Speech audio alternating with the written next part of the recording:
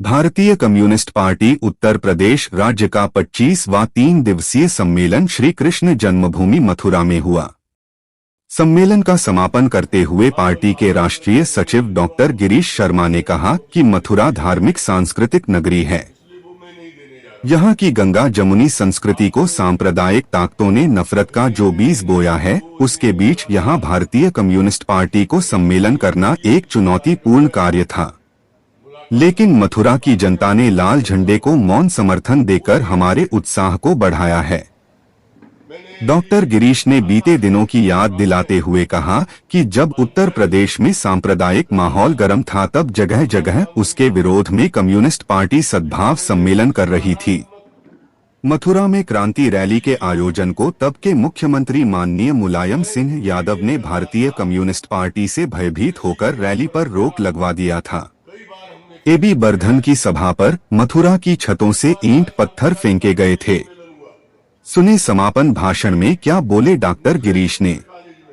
मैंने अभी कहा था कि मथुरा में कॉन्फ्रेंस कराना आसान काम नहीं था, लेकिन मैंने एक सकारात्मक चीज भी नोट की। मैं उम्मीद ये कर रहा था, जैसी कि यह परंपरा कई बार हमने फेस की है। एक बार यह सांप्रदायिकता विरोधी सम्मेलन हुआ किसी मुस्लिम इंटर कॉलेज में, इस्लामिया इंटर कॉलेज। छत से ईंटें आने लगी थी, बर्धन जी बोल रहे थे, और मैंने उस दिन सभा के लोग बैठे थे, बहुत विस्तार से नहीं कहा। जो क्रांति मोर्चा की रैली हुई थी, उसको शहर में घूमने से पाबंदी किसी और ने नहीं, मुलायम सिंह ने लगवाई थी। पुराने साथी ये जानते हैं, इसलिए लगवाई थी कि उन्हें भय था कि लाल झंडों के इस सैलाव में समाजवादी पार्टी के लोग डूब जाएंगे।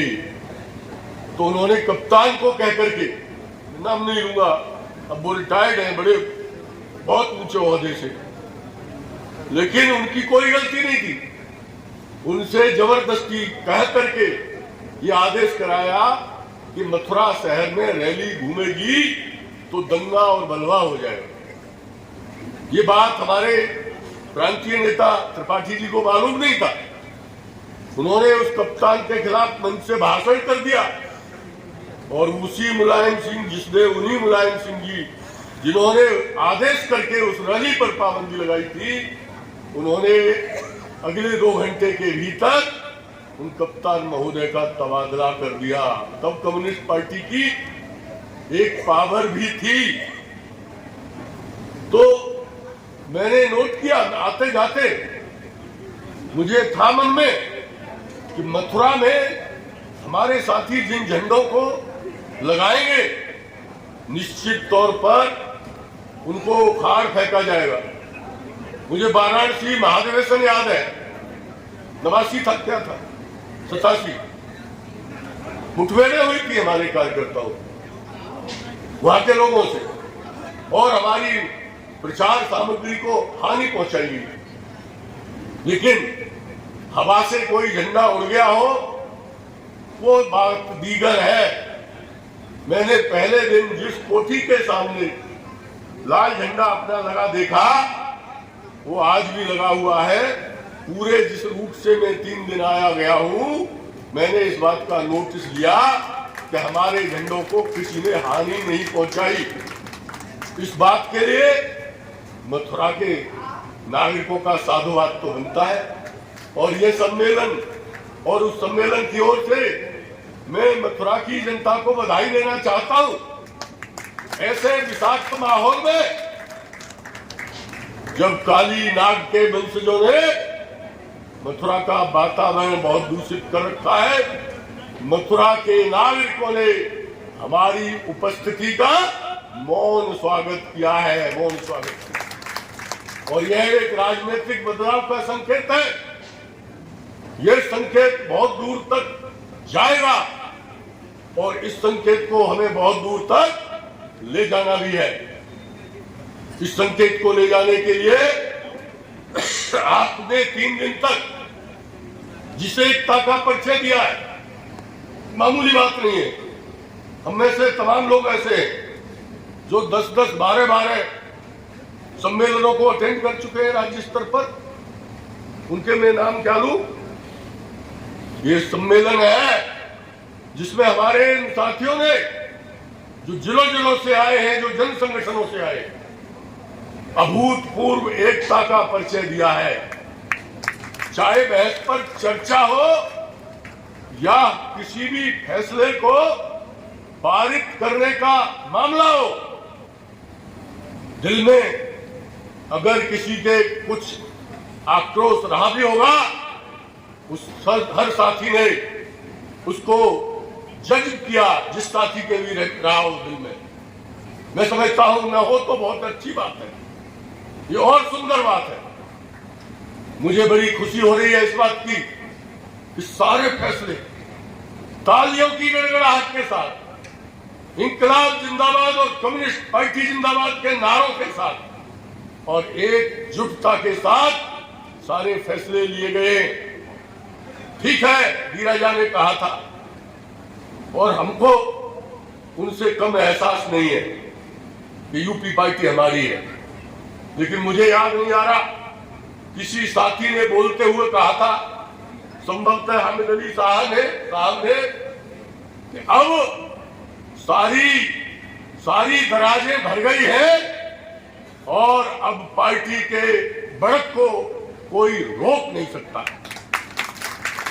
इस ब्रह्म वाक्य के साथ, इस सूत्र वाक्य के साथ हमारे उत्तर प्रदेश के कोने कोने से आए हुए साथी जब यहां से जाए तो संघर्ष का हर चप्पे चप्पे पर, हर जनपद में, उसकी तहसील में, उसके विकास खंडों में संघर्ष का बिगुल बजना चाहिए।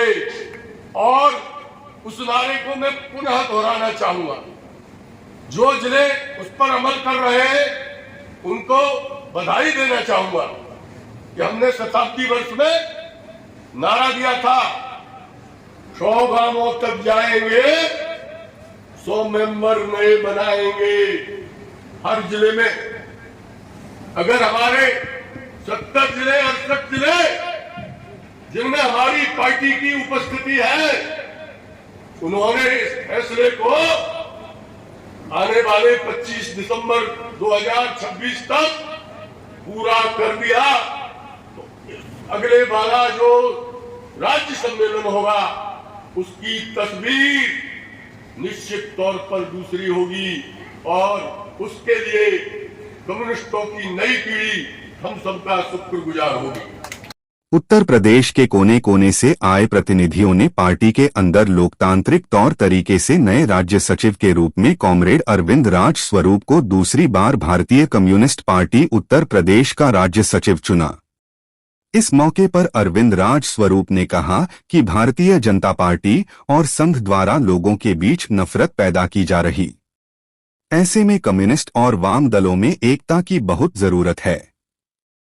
उन्होंने कहा कि हम उत्तर प्रदेश में भारतीय कम्युनिस्ट पार्टी को धरातल पर पहले से अधिक मजबूत करेंगे। अरविंद राज स्वरूप ने इस मौके पर बड़ी बातें कही। सम्मेलन का 3 दिवसीय आयोजन किसान भवन पर हुआ। सम्मेलन के आसपास मथुरा शहर को लाल झंडों और बैनरों से सजाया गया था। इस सम्मेलन में आए हुए प्रतिनिधियों का स्वागत ब्रजवासियों ने खूब उत्साह से किया।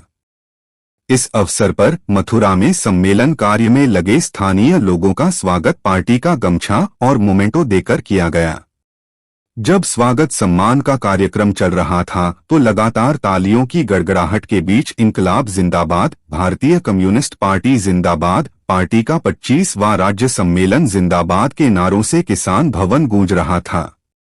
इन 3 दिनों में खुशनुमा माहौल में मथुरा वासियों ने प्रतिनिधियों का जो मान सम्मान और आव भगत किया उसे सभी ने खूब जमकर सराहा। आगे फिर मिलने और कम्युनिस्ट आंदोलन को तेज करने के वादे के साथ एक दूसरे से विदा हुए। सचिव जी, सबसे पहले तो आपको बधाई। और आज आप इलेक्टेड हुए हैं सचिव के तौर पर। आगे पार्टी के लिए आपकी क्या रणनीतियां रहेंगी और किस प्रकार पार्टी को आप आगे लेना चाहेंगे? 2027 आप किस प्रकार से पार्टी के उज्जवल भविष्य के लिए देखना चाहते हैं? देखिए, पार्टी हमारी बहुत लड़ाकू पार्टी है।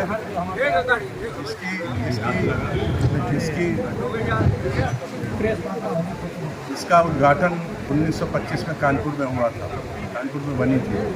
तब से निरंतर कम्युनिस्ट लोग और कम्युनिस्ट पार्टी लड़ती चली आ रही है। आज पिछले 11 वर्षों से देश की जो हुकूमत है, उसने देश की जो वैल्यूज़ थी, मान्यताएं थी, उस पर खतरा मंडरा रहा है।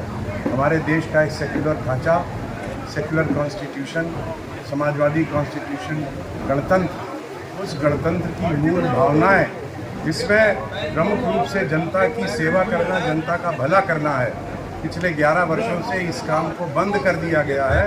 जनता की भलाई का, और भलाई गरीब शोषित पीड़ितों की नहीं हो रही है, उसके विपरीत भलाई हो रही है बड़े बड़े धन्ना सेठों की, कॉरपोरेट की। और इसलिए कम्युनिस्ट पार्टी अपनी सारी सामाजिक ताकत, सारी पॉलिटिकल अंडरस्टैंडिंग, पॉलिटिकल ताकत इस वर्तमान सरकार की जो नीतियां हैं उसके विरुद्ध लड़ेंगे, संघर्ष करेंगे।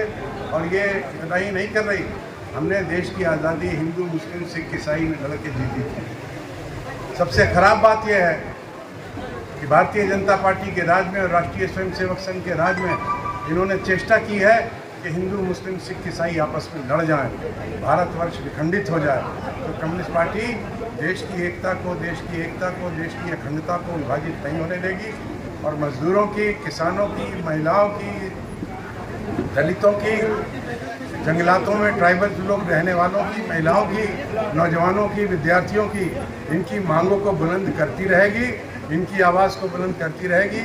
और देश से तब तक थकेगी नहीं जब से देश से पूंजीवाद को भगा नहीं देंगे और देश में पूरी तरीके की सेकुलर और समाजवादी राज्य की स्थापना कायम नहीं कर देंगे। इस ओर हम लोग उन्मुख हैं, यही काम हम करने के लिए, और यही नारा हमारी पार्टी ने यहाँ से दिया है।